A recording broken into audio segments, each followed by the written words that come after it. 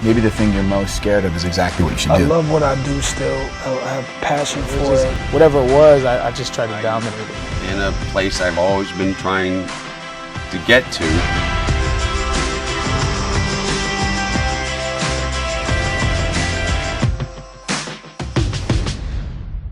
If you could give yourself advice, like look back and talk to the 12-year-old version of yourself, Yeah.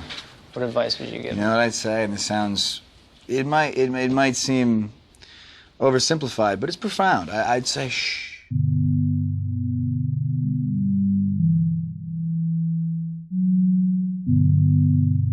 It's been a big thing for me. Shh. You know, it's so funny how noisy my brain is, and everyone's brain is noisy. It's what it does. It makes thoughts. And the problem is, I think in most of our lives, the root of suffering is following that brain noise and listening to that brain noise and actually identifying with it as if it's who you are. That's just the noise your brain makes, you know, and more often than not, it probably doesn't have much to say that's going to help you. For Captain America, I read that you turned down the role a number of times. Can you just explain why?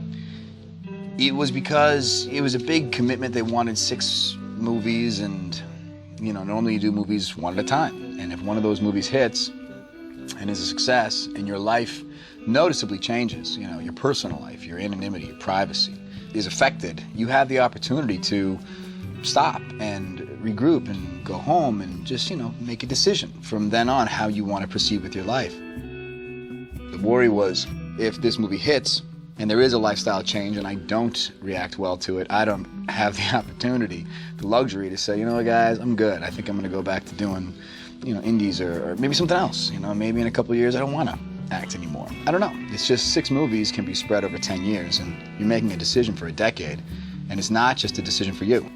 If the lifestyle changes to a point where your anonymity is compromised, then it's really not your right to complain anymore. So if all of a sudden someone in your family ends up in a hospital and you're going in and out every day and someone's taking pictures of you and you complain, everyone's going to say, too bad, you made this bed, sleep in it. And that's a shame. And that's a decision you have to make and prepare for. This ripple effect isn't just going to be about me. And that's scary, you know, and you think, well, is there another way to get where I want to get without this? You know what I mean? If the strings attached are 6 movies, that's a scary loss of control that I just wasn't ready to process. And so I said no, and I asked every human being in my life what they thought, and you know, everyone said I should do the movie, and I did. I said I've gone to therapy. I went to therapy. I was like, fine, I'll talk to a therapist, see what they have to say, and you know, because I do struggle with, I get anxiety about certain things and press and things like that. And it's, you know, all those things were tied into the Marvel responsibilities. And it kind of started to shift on me. It started to feel like maybe the thing you're most scared of is exactly what you should do. Maybe this is actually what you should push yourself into. And it just started to make sense to me that way. And I said, let's go for it. And, you know, it was a bumpy acclimation. It was certainly a nerve-wracking first couple weeks of shooting as to whether or not I made the right choice. But in retrospect, it certainly was. Oh, my God. Can you imagine? I'd be kicking myself. Oh, man.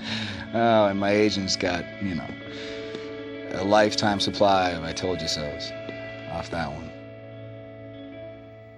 The times that I felt my best are the moments that I've been able to pull that plug and say, Chris, shh, shh, shh. And it's not quitting, it's not giving up, it's not washing your hands of the thought, it's rising above it. It's operating on a separate plane. You can't dissect why that works, because the reason it works doesn't speak the same language that the brain speaks. You can't try and say, well, why shush?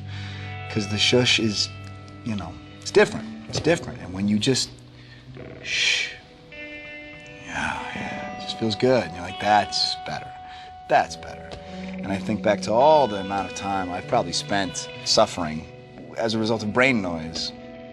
Hours of my life wasted. Just shh. So that's what I'd say.